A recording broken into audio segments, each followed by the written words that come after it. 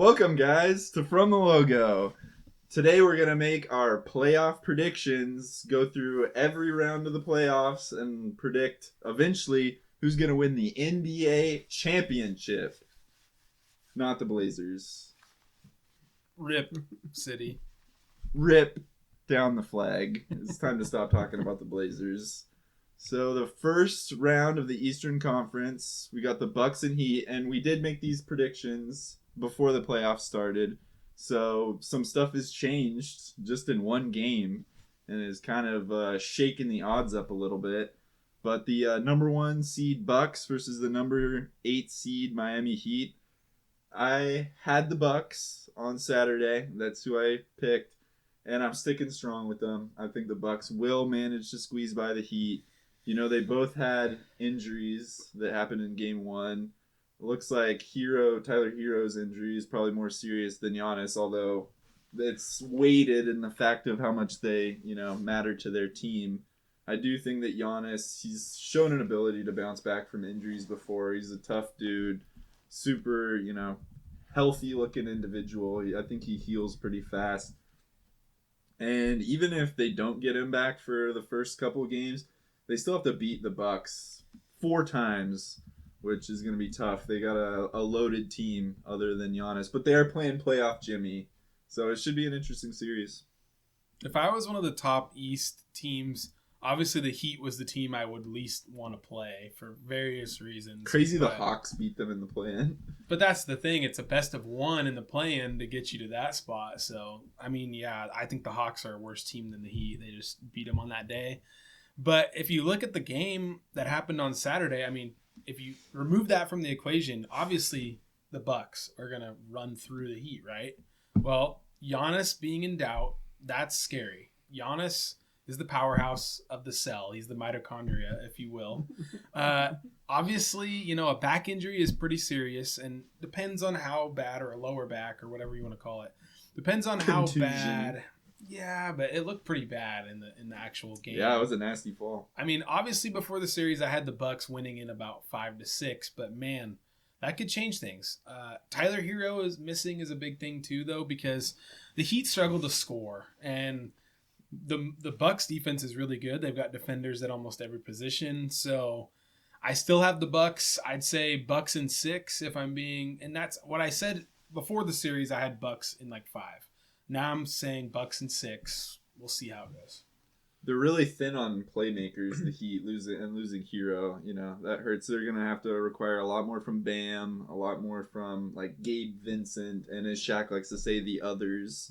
They're really going to need them to step up and play perfect with Hero going down. Yeah, Tyler Hero is one of the only people who I've seen make a 3-point shot with a actually broken hand. He made that shot after he broke his hand. Was it his shooting hand? It's his shooting hand, yeah. Ouch. Yeah, which I don't know. I'm dealing with a bit of a thumb injury, so I know I can relate. That sounds horrible.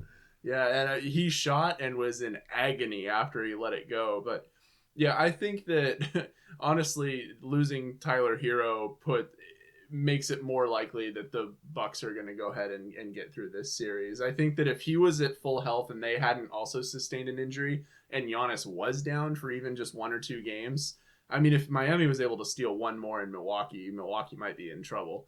But I don't think that's probably going to happen. I think Miami probably played their best basketball in that first game, and I think Milwaukee will pull it out. 15 of 25 from 3, and they're I think 27th in the league in 3-point percentage. That is going to come back down to earth. I think they're not going to shoot that well the whole series.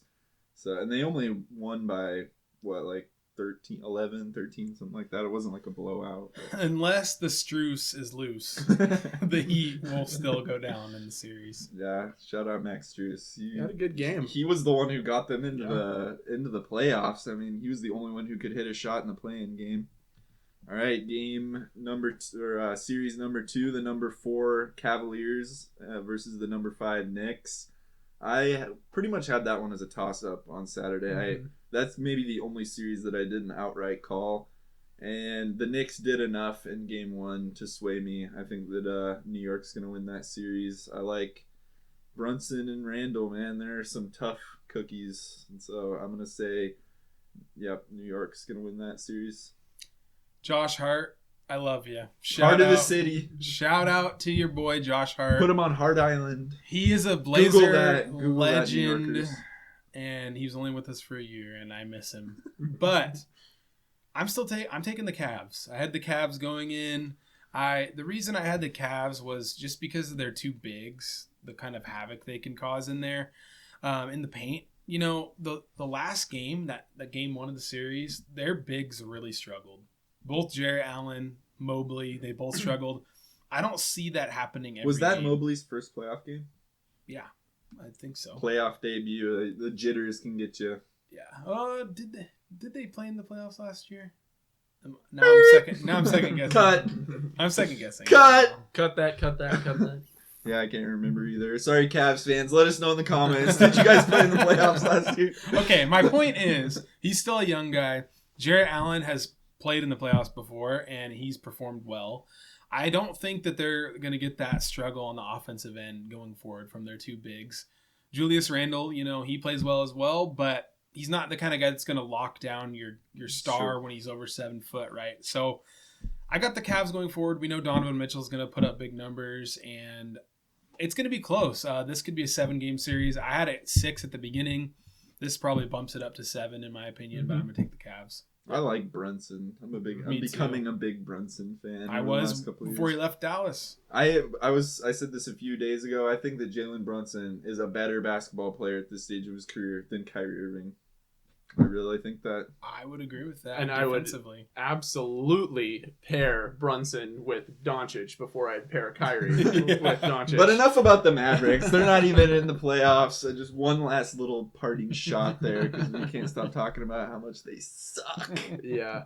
One thing that we talked about a little bit is that I think one thing that favors the Knicks a little bit is the fact that they seem to have a deeper rotation. When we were looking at the minutes played, the Knicks starters were playing like 32, 34 minutes, and all of the Cavs starters, Donovan Mitchell played 44 minutes. Thibodeau learned his lesson. And he got 38 points, but it took him 44 minutes. Thibodeau used to play his starters like 45 plus minutes, and now he learned his lesson. Now he's going into his bench and trusting them more. That said, I do still have the Cavs. I think it's probably going to be the Cavs in maybe 7. I think it's going to be a really good series.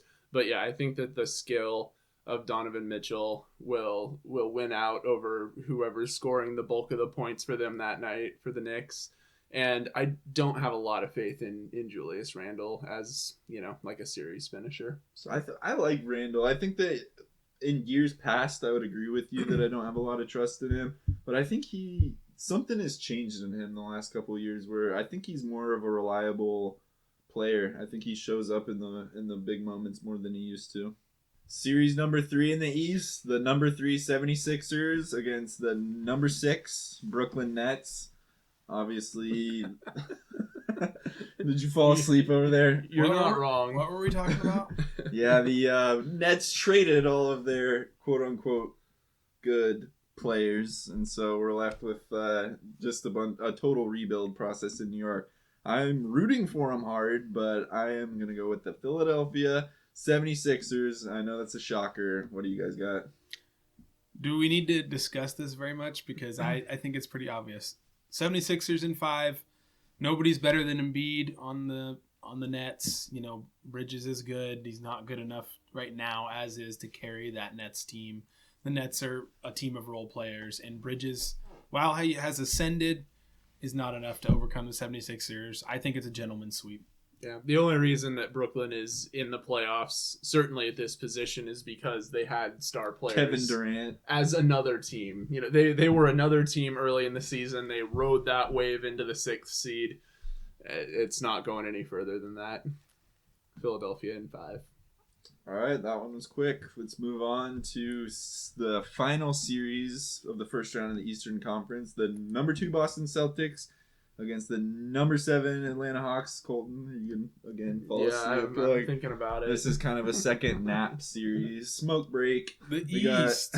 What is the East half the time? The first round series in the East are always like this. Yeah, for real. I think the Knicks Cavs series is going to be good, but other than that, it's a sleep fest until the second round. Yeah, I got the Boston Celtics. Again, I think it's going to be pretty obvious, elementary. which will set up a nice second round matchup, which we will soon talk about. But Boston Celtics winning the series. Go ahead. I think it might be Boston in 4. I don't see Atlanta even putting up a fight. Ice Tray. I think Trey will have an explosion game in him, and I also think DeJounte Murray at his size can actually give the guards on Boston some problems. But Boston is just so deep. Brogdon's coming off the bench. He would start on half the teams in the league. Derek White, again, like they just have constant bodies to throw at the Hawks. I think the Hawks will definitely win a game, and that's about it. This is going to be the first time all year that the Hawks aren't 500 for their entire stretch. They might actually go dip 2 games below 500 potentially. Yeah, they've been right in that sweet spot of not good, not bad for 3 years? 4 years? Yeah. They went to the Eastern Conference Finals a couple years ago. They're like the Blazers. They have a lot of One, similarity to the yeah. Blazers. Like one deep playoff run and then a lot of first round exits other than that. Yeah. Do you guys want to do the second round or do you guys want to do the first round of the West? Maybe we just go all the way through the East. Okay. I think that makes sense. So in the second round of the Eastern Conference, I have the Bucks and Knicks. I think it's going to be a good competitive series. Obviously, who's healthy at that stage. I'm just going to assume everyone's healthy at that stage. I think the Bucks are going to win. I think it could be a good 6-game series though. Honestly, I think New York's going to be battle tested coming out of that series with the Cavs. I like New York. I like their depth. I like Brunson. But just too much on the Bucks. They're obviously, a championship or bust team at this point, and I think they'll get past the Knicks.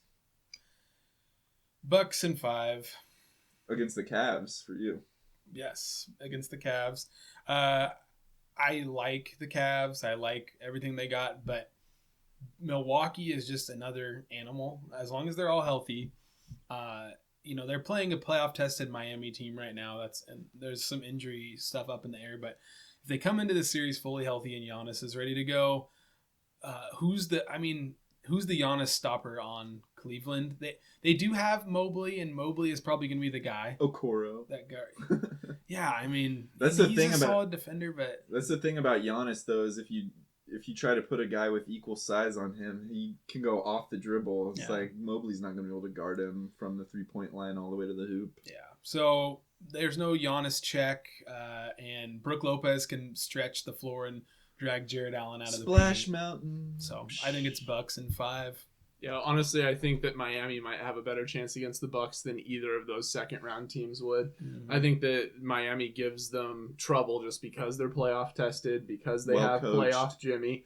They're well coached, they're experienced, and neither of these teams are nearly as experienced, Cleveland or New York. I have Cleveland going into that second round, but yeah, I think the Bucks will just run right over them. I think that will be maybe one of the worst series for the second round. Miami was, I know we're not even talking about Miami right now, but I just thought of it that they were an in and out shot away from getting to the Eastern Conference Finals last year. So, they are battle tested, like you said.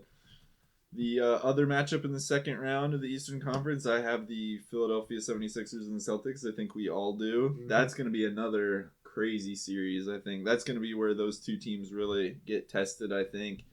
But the Celtics have pretty much dominated Philadelphia all season long. The season matchup, the season series is definitely in favor of the Celtics.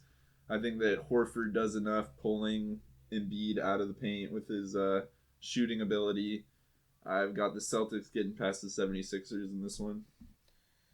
If the 76ers weren't coached by one Glenn Rivers, I could see the 76ers winning the series. And I actually think that it's going to be a tightly contested series, regardless of how the regular season is played out. I think Embiid's on another level right now in terms of just his overall game. Harden is distributing great. He doesn't have any burst on offense, but he's diming it like crazy. And Maxey has been playing really well. So I think the 76ers will put up a really good fight. And I could see them pushing it to 7 games. Right now, I'd say it's probably Celtics in 6, but I could see it going 7. Mm-hmm.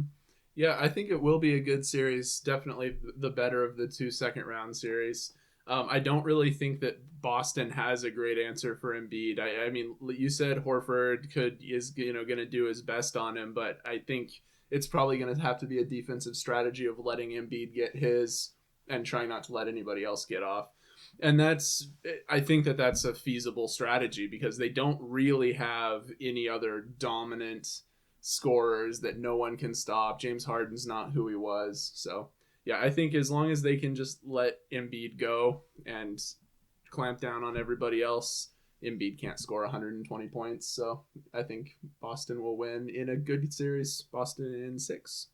I think Robert Williams, really quick, is somebody to talk about. Time Lord. He can bother Embiid on the inside. Yeah. I think he can make him work for it. Maybe him on defense, and then if you have, force Embiid to check Horford on the offensive end and pull him out of the paint and just let the Brown and Tatum line drive to the rim all day. It's gonna be. I think that's where a lot of coaching decisions, like you said, Glenn Rivers is gonna get out coached by the rookie coach from Boston. That would not surprise me at all. Eastern Conference Finals matchup now. This is where things get really interesting. We all got the Milwaukee Bucks and the Boston Celtics. Shocker. Honestly, this could be the NBA Finals. In reality, I think whoever wins this has as good a shot as anybody to win the NBA Finals. It's honestly a toss-up. Both teams are really good. They had the series of the year last year in the playoffs. They both just, took it to each other. Without Middleton. Yeah, Middleton was hurt. And I think that's the real difference maker. I mean, they went to 7 games. It took Tatum a heroic performance, the best performance of his career in Game 6 to stretch that series to a 7th game and allow the Celtics to win. But with Middleton back, with them kind of playing revenge a little bit, I think I have the Bucks edging the Celtics in the series. Yeah. I think it's probably going to be one of those Bucks in 6. The famous chant from Brandon Jennings era Bucks in 6. Shout out our friend of the show, Shane Santos. Big Brandon Jennings fan. Where's that jersey, man? So, I want to wear that. We saw what happened last year, and I'm just a big believer in when the Bucks are healthy, they're the number 1 team, and they proved it all year. But, it's going to be a battle. Tatum's going to have big games. Jaylen Brown's going to have big games. But Middleton coming back just changes the complexity of the whole series, or the complexion of the whole series. Changes the complexity too.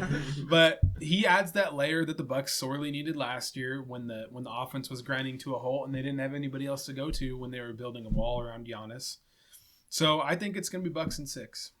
Yeah, I think the Bucks are better this year than they were last year. They might be the best that they've ever been because I think that Giannis has continued to get better, and I think that they're all healthy at the right time, and I think that they've done a nice job of building pieces around Giannis. Grayson Allen that have actually gotten better. Like a lot of the team around Giannis has improved or at least fit into their role, knowing how to play with Giannis better. I mean, Brook Lopez, they haven't had Brook Lopez playing like he is right now in previous seasons. And so, yeah, I think that the Bucks are the odds-on favorite really all the way through, including this series. I think that they'll edge out the Celtics. Budenholzer, best coach in the NBA? Very possible. Very possible. Mike Brown. He's coach of the year, but is he the best coach? I don't know. Like, obviously, he has probably the most talented team in the league and the best player in the world, but he's also gotten each of the guys in their role playing the best basketball of their career, potentially. What about Mike? Don't call me Mike Malone. Michael Malone. Yeah, he's also good. He's very unproven in the playoffs, though, the Nuggets are. We're going to talk about them in a second. Actually, we're going to talk about them right now. First round of the Western Conference. This is where shit gets really exciting. Every matchup in the West, basically, is the whole way through going to be very interesting. A very interesting watch. Honestly, this series might be the most boring out of all of them. Nuggets and Timberwolves. I got the Nuggets in this one. I think it's going to be pretty easy for them. I think it might be a gentleman's sweep type of situation. The Timberwolves they're just not built right. Gobert and Towns, they just don't fit together. They don't fit well. Neither one of them is dominant on defense or offense. You can't play 2 7-footers if neither one of them is like a two-way player. Or dominant on one side of the ball, like really dominant. So, yeah, I think the Timberwolves' deficiencies paired with the Nuggets just playing really good, like really 1 through about 8 can score. They don't have like a guy that they have to lock down on their team because Joker's all about facilitating, And so I think that's just too much firepower. The Nuggets are going to get past the Timberwolves pretty easily. I think it could be a sweep, and you're right. The Timberwolves aren't built right. I think that they're going to be at a crossroads where they're going to have to rebuild in the offseason. Or not rebuild, but, find the guy who's the odd man out, and it's not going to be Edwards. So yeah, Edwards is going to give the Nuggets problems just because they don't really have they have Kentavious Caldwell-Pope. He's a pretty good defender. Bruce Brown's decent. Can they lock down Edwards? I don't think so. No. Towns should be able to just shoot over. Okay. Towns should just be able to shoot over Aaron Gordon, because he's got the size advantage on him. But Aaron Gordon's deceptively strong. I just don't think that the Timberwolves have enough, especially without Jaden McDaniels and, Nasri.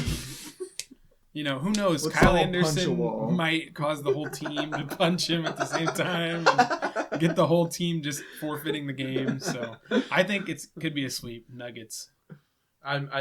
I think this series was over as soon as Slow-Mo took that layup against the Blazers. There's no coming back from that, you guys. That precipitated the blow up on the bench with Gobert. That precipitated the punch of the wall. There's no coming back. The team's done. And, they look like they're a broken team. They play like they're a broken team. They thought that Cat was going to be the offensive dominant player and Gobert was going to be the defense dominant player. Neither of them are doing either of those things. It's not working for people are picking Gobert apart like in ways that I don't think I've ever seen him get picked apart. It's like he's not even really built for the league anymore. And so, I think Minnesota's done. He's gotten played out of every playoff series he's been in for about the past 3 seasons. He's just not built for playoff basketball. I don't think he ever was. 5 first-round picks. 5. I think Cat has been playing pretty well offensively, but not enough to negate. He was like 5 for 15 in game 1, but leading up to that, he's been playing really well. He had a good play-in game. Yeah. I wish this was the Thunder. I really do. I wish that this was the OKC Thunder in that matchup. If only they had Shaedon Sharpe and Mays on their team, then they would have beat the Timberwolves no problem. As we saw, as Blazer fans saw. Clear evidence of. Second matchup of the first round of the Western Conference. This one's going to be one hell of a matchup. This was my series to watch going into this playoff. This and the next one after this one. But we got the number 4 Phoenix Suns and the number 5 LA Clippers.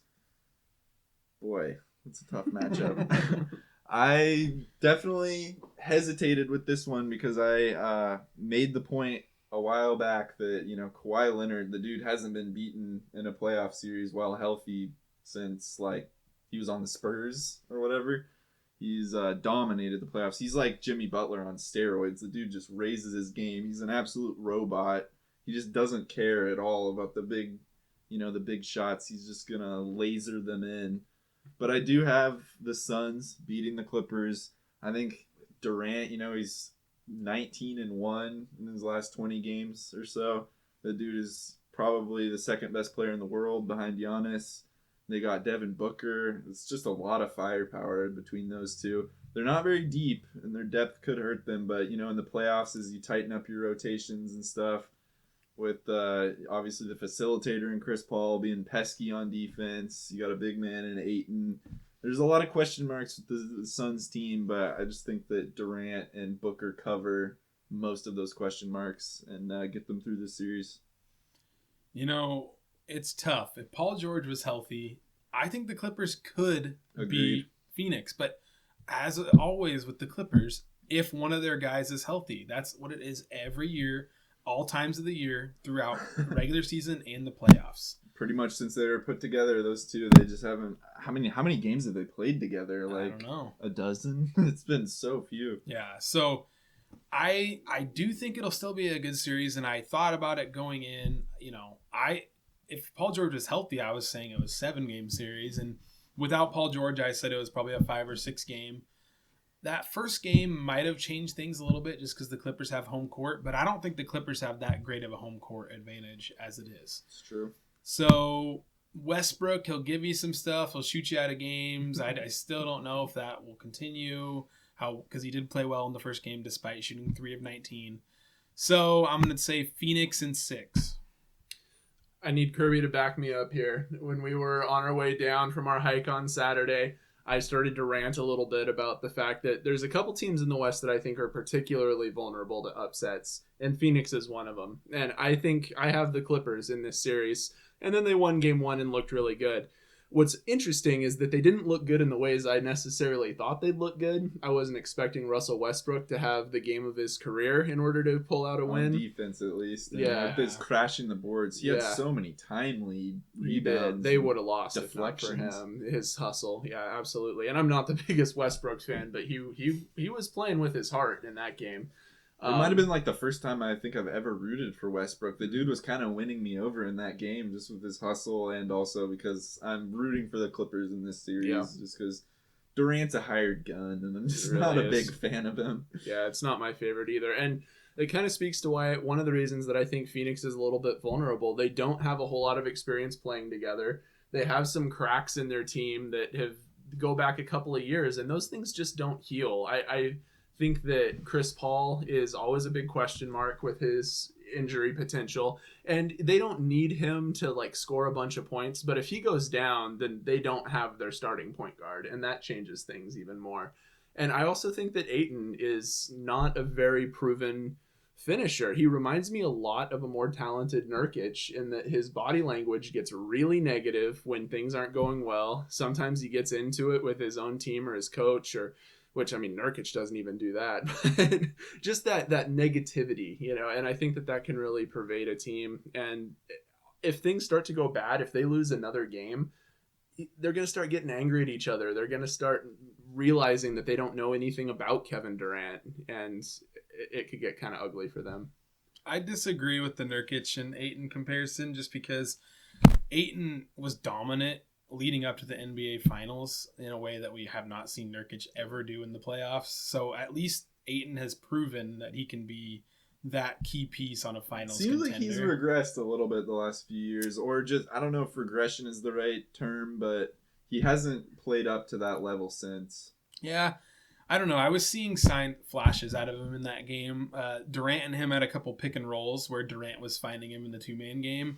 And that's tough to stop. You got 2 7-footers that are athletic and skilled in the pick and roll. So that's a matchup problem. And I think that, you're right. The Suns don't have a lot of depth and they have injury issues. But assuming everyone's healthy, that's healthy right now, I got to go. Injury problems, not a lot of depth, and no experience playing together. I don't know. I think it's a problem. I fully expect Durant to come out really aggressive in the next game. He didn't really take a lot of shots. He had 0 points in the first quarter. He kind of deferred to Booker quite a bit throughout the game. I kind of think at some point in this series, he's going to be like, enough of that Booker nonsense. It's time for me to take over and get 40, And then you also have Booker out there who can get points too. I just expect Durant not to go down without a fight, and I think he's going to be coming in the next game.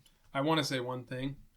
Ironic, when you look at the play of the game by Westbrook where he blocked Devin Booker, Westbrook had to save the ball. Booker could have grabbed the ball. He was complaining to the ref. That was Instead hilarious. of playing the play out, he was already complaining to the ref, and so the ball bounced off him. Hilarious. Go look it up. That was super funny. He was complaining about a foul when it was clearly hand contact too. Hand's part of the ball, Book. Hand's part of the ball. Next series, also the series to watch. Boy, this one's going to be a barn burner of a series. The number 3 Sacramento Kings light the beam versus the number 6 reigning, defending NBA champion Golden State Warriors. Man, that's going to be a crazy series. Best game one I've seen in a we long already saw time. game 1, and it was insane, just back and forth. I do have the Warriors taking this series. Sorry, Kings fans. Sorry, Colton. But I think that the Warriors just too much experience. Stephen Curry hasn't lost a Western Conference playoff series that he's been in since 2014, since he won his first championship. I mean, they're just so resilient. Steve Kerr's already making adjustments. He was on his way through the tunnel making adjustments on his little clipboard. You know that Draymond's going to come out with fiery. You know that Thompson and Curry are going to be going off. You know that Poole's got the ability to go off. They're not as deep as they were last year, but I still think that just their experience and their resiliency, it's going to get the Warriors over the Kings. And good on you, Sacramento, for winning that game 1, though. I mean, you guys are maybe the most exciting team in the NBA right now. Fun team to watch. Probably pulling for them, honestly. If they win, it's going to be super exciting. The West is just going to be blown wide open if that happens. Okay, here we go, guys. Colton's been waiting for this one all year long. For a recap, for those of you who don't watch, before the season started, I predicted the Sacramento Kings to make the Western Conference Finals this season. We're here. We're at this point. They matched up with the Warriors in round 1, and I said, okay, that's a little concerning. But I still predicted them to go through in 6. Okay? I think it's going to go 7, actually, now at this point. But I have faith in the Kings. Here's why. That first game, some things weren't sustainable. We've talked about it in the past about how shooting can change nightly. We talked about it a little bit with the Heat earlier. But Sabonis did not play up to his standards in the slightest. He was missing layup after layup. That's not going to happen again. He's not going to miss layup after layup again.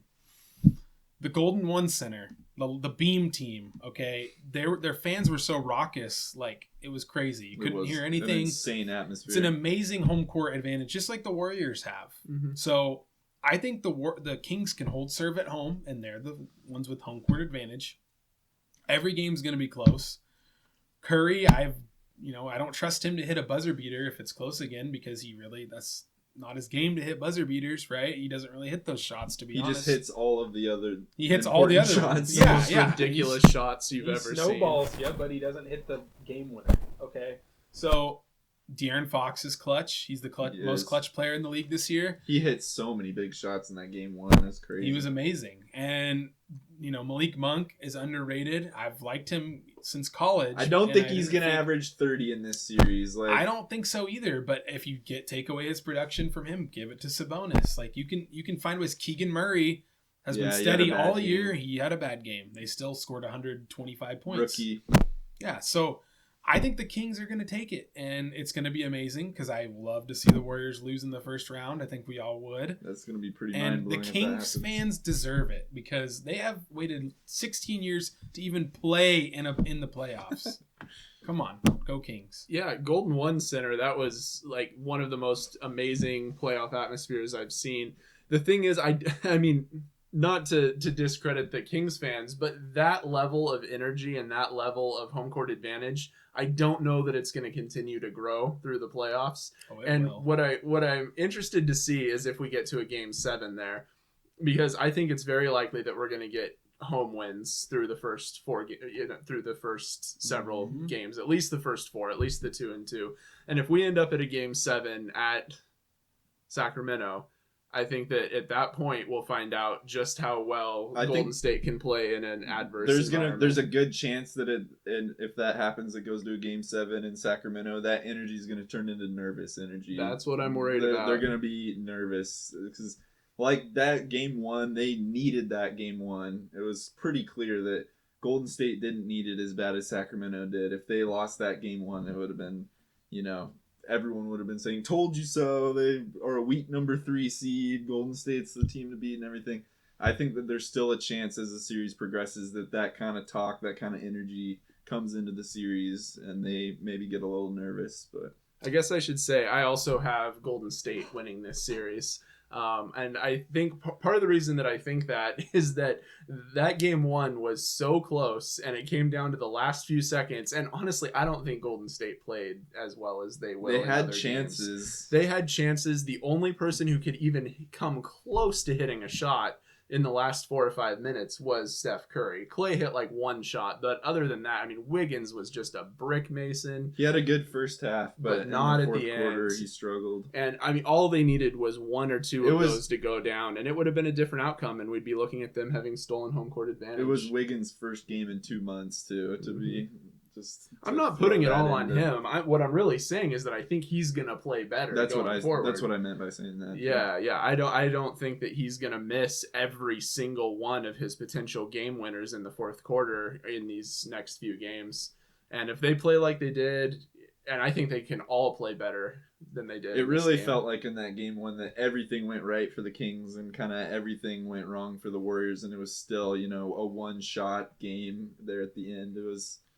It's going to be very fascinating. It's a fun series. Don't listen to this. Honestly, I'm not going to be sad either way. I would love to see the Kings. I like both teams. I really do. And I like Golden State. Except for I hate Draymond. That's the big difference. You didn't like when he was sitting on Sabonis? Yeah, that end play where he was literally tackling Sabonis and then somehow Sabonis ended up getting the rebound on the other end. And the refs don't say a word. How did that happen? They turned and looked at it and still didn't say anything. Yeah, that was bizarre. Mike Brown, coach of the Kings, coach of the year, assistant coach on the Warriors for years. Yep. If there's anyone that knows what Steve Kerr's planning to do, it's Mike Brown. Just saying. That's a coaching battle right there. He's not an undermanned head coach. He's been to the finals before. It could go the other way around, though, too. Kerr's going to know Brown's adjustments as well. The Kings are geared enough to beat the Warriors, and I want it to happen, and it's going to happen. Colton's speaking it into existence. You just wait.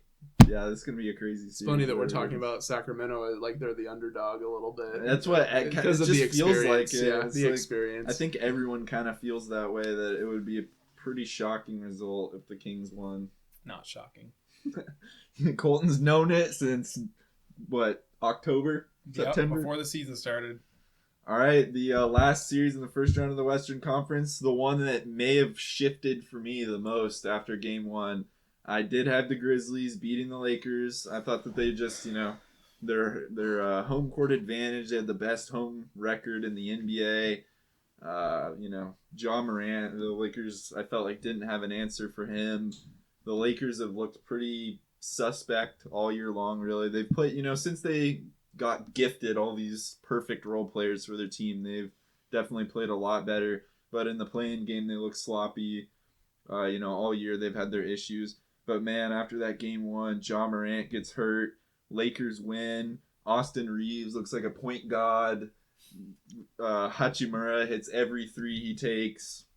That won't happen again. Role players play perfect. The Lakers looked, really good. But yeah, like Colton said, is that going to happen again? They won by 20. It doesn't even have to happen. Yeah, it wasn't a 20-point game. It was like the end. It was like a 6-point game, and then they scored 4 fast break dunks. It was close the whole way through until the very end, where the Grizzlies just kind of gave. I don't know if they gave up, but they just kind of fell apart there at the end. I will stick with my prediction just because I feel like that's the right thing to do. I want to stick with the predictions that I made before the game started. But it's the one that I have the most questions about at this stage. What was it? That the Grizzlies will beat the Lakers. In how many games? I'm not doing games. I haven't done game amounts for any of these. Yeah. It's tough. One thing I will say that looked promising for the Grizzlies is Jaren Jackson was playing really well on offense. He was scoring over LeBron repeatedly. The only one he couldn't score over was AD. AD was shut. He had 6 blocks or whatever. But AD can trip on the sidewalk and be out for the series. Yeah, it looked like at halftime that it was going to be the Lakers that were going to lose the game and lose a star to injury. And by the end of the game, it was the Grizzlies that had done both of those things. Kind of crazy swing. Yeah, the Grizzlies have played without Morant in the past, so they know how to do it. But if they're missing him for the series, you got to pick the Lakers, I'd say. They have too much upper talent. They have too much role player talent. Who did you have? I had the Grizzlies going in that it was going to be a long series, and I think it's probably shifted to the Lakers. If Morant misses another game, they will probably drop another one at home, and it will be the Lakers. That's going to be hard to overcome. Even if Morant's only out one more game, if they lose that one at home, that's more than taking home court advantage. That's putting them in jeopardy of this was the other team that you had is vulnerable though. And before the series even started, you said the Suns and the Grizzlies were your 2 teams that you thought were vulnerable in the West. I put a lot of emphasis on experience, playoff experience, time played together, and I don't have a lot of faith in Ja Morant as a star that's going to lead a team very deep in the playoffs at this point in his career. So, yeah, I think the Lakers are going to win this series. And I kind of think they might win it in not a whole lot of games, maybe 5. I kind of think I have a feeling the Grizzlies are going to come out in game 2. The thing is, even if they don't have Morant, Tyus Jones has shown that he's a really good backup. I mean, and it's going to be a tall task to beat. LeBron didn't even have a very good game. It was the role players that did all the damage, but I think that the Grizzlies will still be competitive. Second round of the Western Conference playoffs, I've got the Nuggets versus the Suns is what I've got, and I do have the Suns beating the Nuggets. I think that there's just more star power on the Suns. The Nuggets, Jokic is really good, but they just don't have.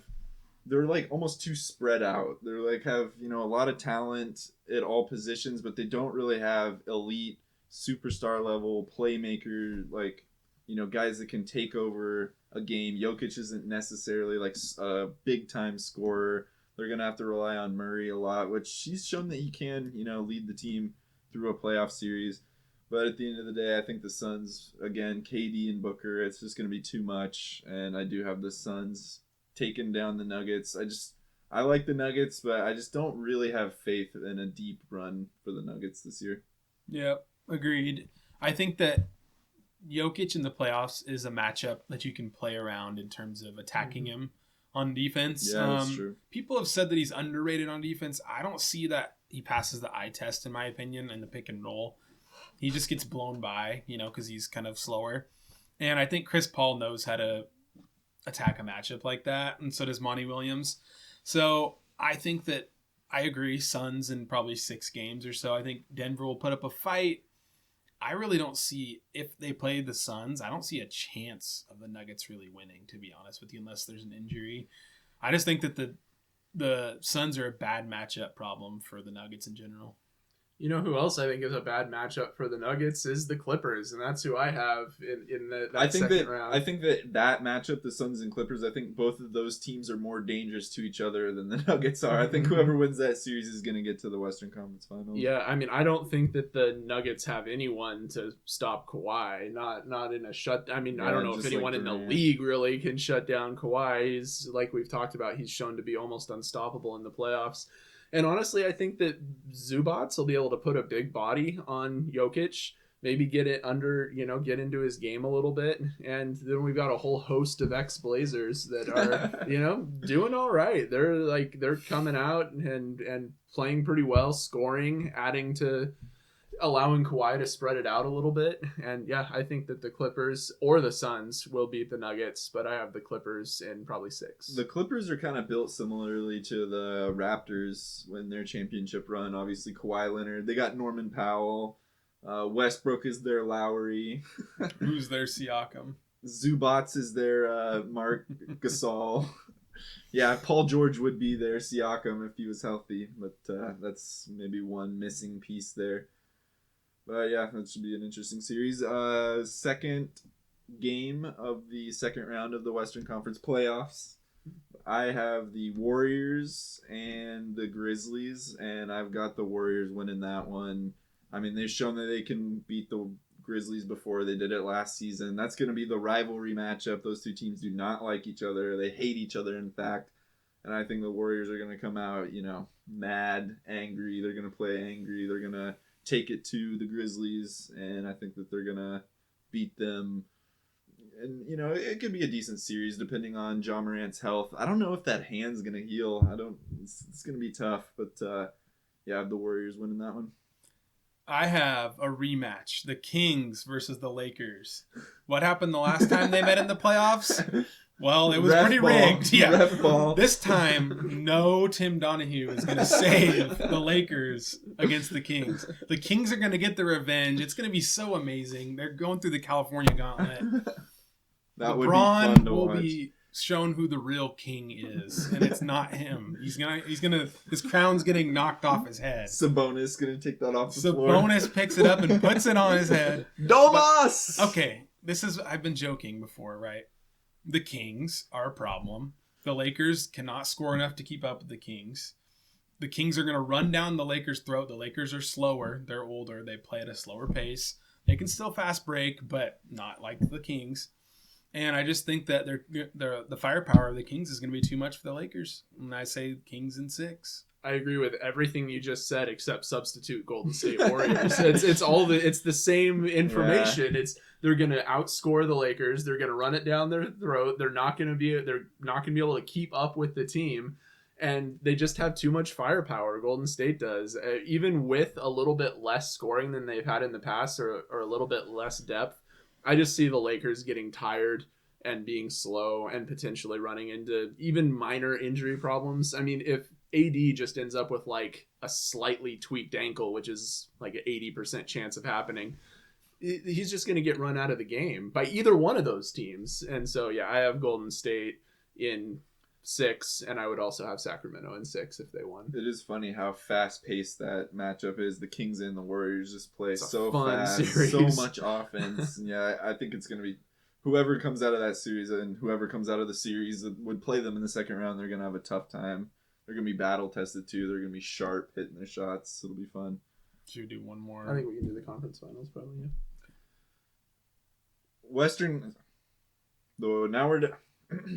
Now we're down to the Western Conference Finals. I have the Phoenix Suns versus the Golden State Warriors.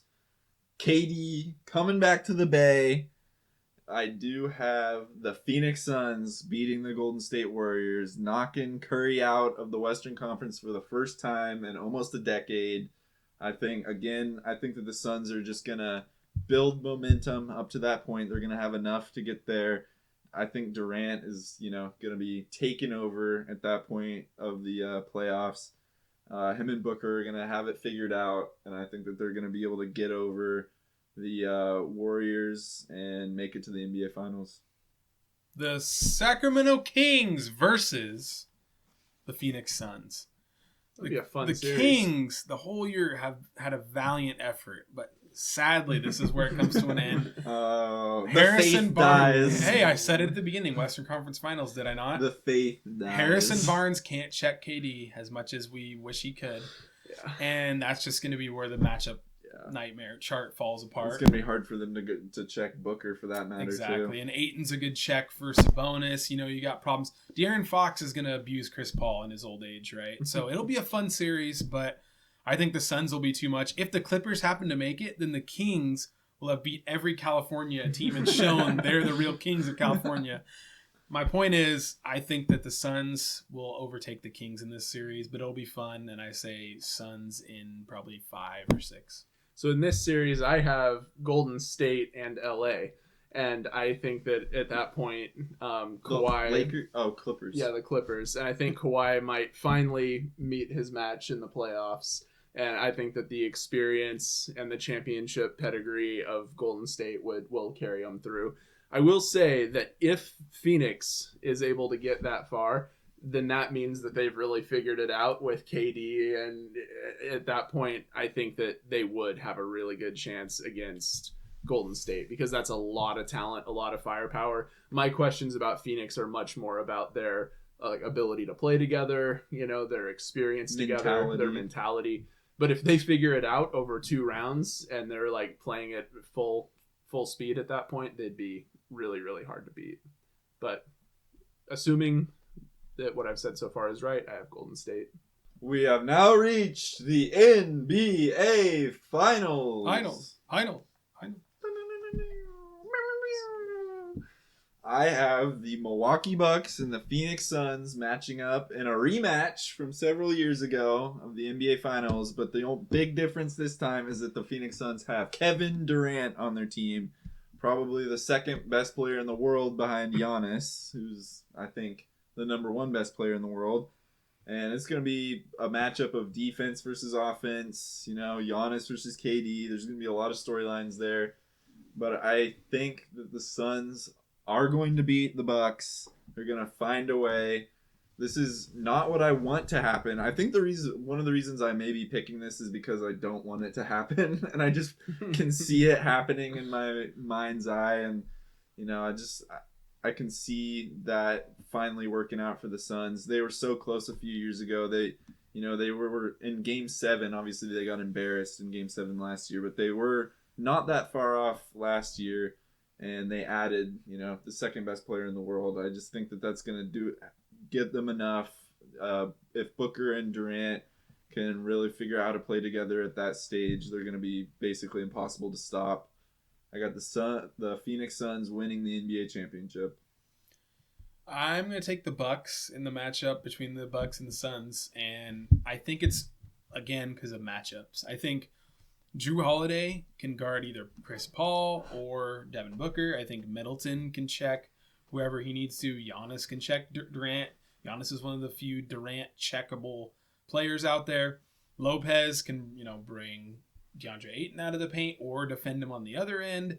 So there's just checks on each side, and they have more the Bucks depth. are deeper. Yeah, yes, exactly. That is a big difference. So I mean, that's going to be a big question mark for the Suns all the way through. Yeah, and I think it's a great series if it happens. I don't want the Suns to win. I really want the Bucks to win in this scenario, and I think it would be an intense finals where the Bucks would win in 7.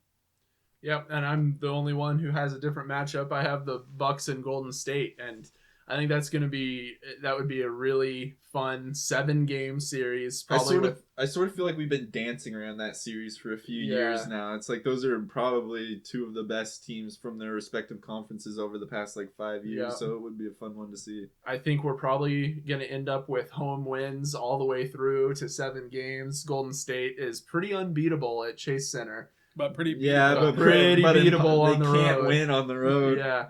And I do think that they just don't have an answer ultimately for Giannis. They don't really have an answer ultimately for Middleton. And Lopez would prove to be kind of a nightmare for them too, because they don't really have the size. Yeah. So, speaking to what you were talking about with the other series, they don't really have the depth either. Golden State doesn't. So Milwaukee would out-depth them, outsize them. And they have the best player in the NBA. At that point, I feel like the Warriors would just be exhausted too. I mean, they basically would have to play 4 7-game series because, as we said, they can't win on the road. So, and they have to play a bunch of road games. So they're gonna have a lot of long series, I think, if they do make it to the finals. So is it unanimous? Bucks in 7? Or no, Bucks I said the Suns. The Suns. I have okay. the Suns. Bucks, you guys both have the Suns. Bucks. I unfortunately have the Suns. I hope that the Bucks. I'm a Milwaukee fan. I would like to see Giannis get his second. I'd have no problem with that. Who do we want to win? You want the Kings? If the Kings win, it's almost like the Blazers halfway won. It's not going to feel like the Blazers won, but I would be excited. It would be Kings. fun. The Kings fans deserve it. Yeah, that would be amazing. I think I'm on the same boat. If the Kings won the championship, that would just be insane. That'd be one of the best years of NBA stories in a long time. That'd be a Cinderella story for the ages. Honestly, whoever wins this first round matchup of Sacramento versus Golden State, that's probably who I'm rooting for all the way through. I can't root for Golden State. Yeah, Draymond too busy sitting on people for me to root for him. Thanks for watching, guys. Let us know in the comments how you have winning the NBA Finals. Let us know if you agree or disagree with our predictions. Let us know if you're Kings fans and want to see them go all the way and make this and light the beam. Light the beam. Light the beam. Light the beam. God, you guys. Thanks for watching, guys. See you later.